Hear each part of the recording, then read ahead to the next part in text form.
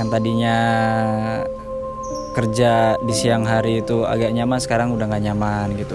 Harus kita jalani, maksudnya masalah panas apa ininya, yang penting kan kita ngondisiin ininya.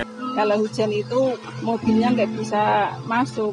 Ya kalau dibakar di tempat kampungnya sendiri-sendiri kan asapnya mengganggu masyarakat. Perubahan iklim terjadi ketika perubahan dalam sistem iklim bumi menghasilkan pola cuaca baru yang bertahan selama setidaknya beberapa dekade dan mungkin selama jutaan tahun. Akhir-akhir ini, energi yang diterima dari matahari semakin lama semakin banyak. Proses pengeluaran energi tersebut terhalang atau terpantulkan karena adanya efek rumah kaca. Efek rumah kaca merupakan istilah yang digunakan untuk menggambarkan bumi memiliki efek rumah seperti kaca di atas, di mana panas matahari terperangkap oleh atmosfer bumi. Gas-gas di atmosfer seperti karbon dioksida dapat menahan panas matahari sehingga panas matahari terperangkap di dalam atmosfer bumi. Hal ini yang menyebabkan udara semakin panas dan cuaca tidak seimbang. Udara yang semakin panas dan curah hujan yang tidak menentu sangat berpengaruh dengan kegiatan dan pekerjaan bagi masyarakat.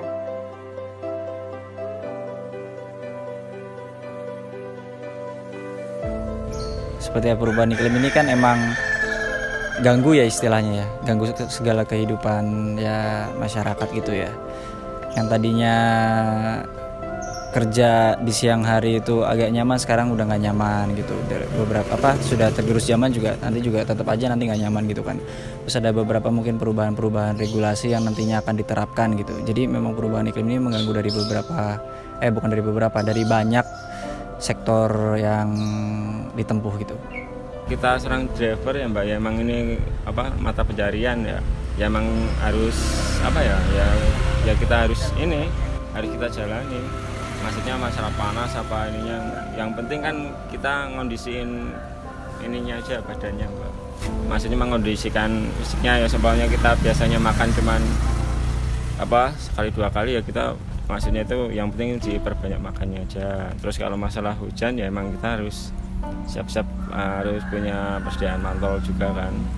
Terus kalau masalah buat kesehatan ya kita harus jaga-jaga diri aja. Tapi emang pengaruhnya kalau masalah panas, kalau emang panas banget itu ya istirahatnya juga harus Mas. Kita juga harus ngetahui, maksudnya itu biasanya kita tripnya banyak ya, orderannya ya kita ngurangin dikit paling. Lahannya kan sempit. Kalau hujan itu mobilnya nggak bisa masuk, jadinya carinya susah. Itu ngaruh sama sampahnya nggak Bu kalau hujan? Iya, soalnya mau buang tuh macet sampai ngantri panjang gitu. Menurut Bapak ini perubahan cuaca ini ngaruh nggak sih sama kerjanya Bapak? Ya ngaruh juga Mbak. Ya misalnya apalagi Merapi meletus kemarin kan, hawa panasnya lebih tinggi gitu. Jadi Oke. Berarti misal kalau lagi hujan gini, proses pengolahan sampah ini terganggu nggak Pak? ya keganggu Mbak, terganggu. Maksudnya kan cuaca licin kayak gini, ya. Jadi ngaruh sama sampahnya nggak Pak kalau misalnya hujan kayak gini?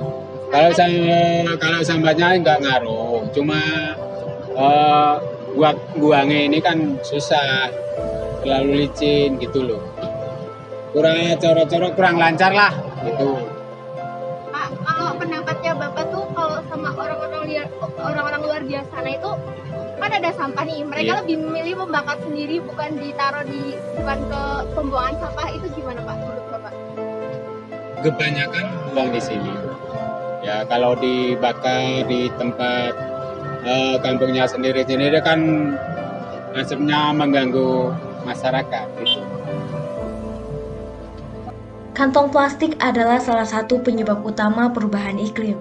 Karena sejak proses produksi hingga tahap pembuangan dan pengelolaan, sampah plastik mengemisikan banyak gas rumah kaca ke atmosfer. Pada tahap pembuangan di tempat pembuangan akhir atau TPA, sampah plastik adalah salah satu jenis sampah penghasil gas rumah kaca. Begitu juga pada tahap pengelolaan. karena plastik tidak dapat diurai secara alami oleh bakteri dalam tanah, sehingga membutuhkan ratusan tahun sampai plastik dapat terurai dengan sendirinya. Biasanya, plastik dikelola dengan cara dibakar. Padahal, pengelolaan plastik dengan cara dibakar dapat menambah emisi gas rumah kaca di atmosfer bumi. Kalau bagi kita driver ya Mas ya, emang kantong plastik itu emang perlu ya Mas ya. Ya karena kan kita kan kalau banyak kita harus pakai tas kan, emang kita harus penyediaannya emang harus dari kantor Gojeknya sendiri ya. Tapi kalau emang mau pakai pakai styrofoam sama yang kertas itu, kalau kita kan simbolnya emang harus pakai plastik Mas. Yang penting kita driver bawa nyampe sana nggak kehujanan, gitu aja. Mungkin ya penggunaan plastik itu saya bisa memilih untuk penggunaan plastik, tapi di beberapa yang memang tidak bisa menggunakan kantong kertas gitu. Karena saya bergerak di budidaya perairan ya khususnya, nggak mungkin kita pakai kantong kertas untuk membungkus ikan kan. Jadi lebih ke penggunaannya itu lebih disesuaikan gitu. Kalau misal bisa menggunakan kantong kertas ya lebih baik.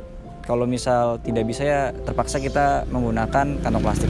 Jadi kantong plastik ini digunakannya ini secara terpaksa sih kalau menurut saya gitu. Jadi saya lebih prefer untuk segala sesuatu yang sederhana itu menggunakan kantong kertas gitu, walaupun agak mahal. Cuma kan ini nampaknya nanti berkelanjutan juga ya. Dan mungkin saya juga menyarankan untuk beberapa istilahnya tuh untuk produk-produk itu bungkusnya itu tidak dari kertas dan juga plastik gitu. Mungkin dari beberapa limbah yang didaur ulang, atau mungkin dari sampah-sampah mungkin ya, atau dari mungkin kemarin saya ada yang dengar itu bungkus dari kulit singkong gitu. Itu kan juga bagus ya gitu. Juga dari pelepah pisang itu ada juga yang kertas dari pelepah pisang, karena kalau misal menggunakan kebanyakan kertas pun nanti pohon juga ikut ditebang banyak itu, malah hutan gundul lagi, salah semua ya. Memang kita bisa masalah itu. Di sini tuh banyak kan sampah plastik atau sampah kertas ya Bu? Plastik. Sampah plastik. Jadi di sini tuh banyak kan sampah plastik sayur atau kertas atau apa Pak? Ya, karena kertas-kertas, ada bekas wadah sampo itu, bekas aqua itu yang diambil, macam-macam. Yang ada botol. Oke, kalau dilakukan untuk mengurangi perubahan iklim, berarti kan ini konteksnya perubahan iklim yang memburuk gitu ya, agar ibaratnya terkurang lah biar nggak semakin buruk gitu. Jadi ya klise aja sih sebenarnya, dari sudah sejak lama kan ya banyak gerakan-gerakan dari kelompok-kelompok masyarakat ataupun bahkan pemerintah sendiri sudah menggalakkan untuk ya menjaga kelestarian alam, menjaga kebersihan dan sebagainya, mengurangi penggunaan kegiatan yang bersifat polusi ya, kayak emisi, terus juga sampah-sampah yang tidak bisa didaur ulang gitu, atau yang sukar didaur ulang gitu kan. Jadi mungkin sih itu aja klise ya. Terus itu dari masyarakatnya sendiri yang memang kita sebagai penggerak dari kegiatan-kegiatan di negara ini atau di dunia ini juga memang dimulai dari situ sebagai kita masyarakat sendiri gitu. Dan terakhir, menurut kamu apa sih yang paling mempengaruhi perubahan iklim? Yang paling mempengaruhi perubahan iklim ya memang manusia itu sendiri ya, karena ya kegiatan-kegiatan kita memang ingin praktis, jadi kita melakukan semua cara termasuk penggunaan yang bersifat polusi tadi gitu juga. Itu sih yang mungkin menurut saya yang paling berpengaruh ya, karena itu memang sudah sejak lama udah menjadi ibarat istilahnya tuh momok gitu kan ya, momok di masyarakat, bukan rahasia umum lagi lah, memang itu yang sudah yang terjadi gitu. Dampak tuh banyak ya. Kalau secara realnya aja contohnya itu kan kayak cuaca semakin hari semakin panas, hujan semakin hari tidak menentu ya. Terus juga banyak sekali perubahan-perubahan yang terjadi di alam gitu. Itu banyak sekali yang sekarang penampakan alamnya itu sudah berbeda ya, dari elevasi air yang sudah mulai berubah, terus juga banyak beberapa yang mulai longsor jadi tidak bisa didatangi. Itu kan juga mengganggu dari ibaratnya sektor pariwisata di Purwokerto itu sendiri gitu.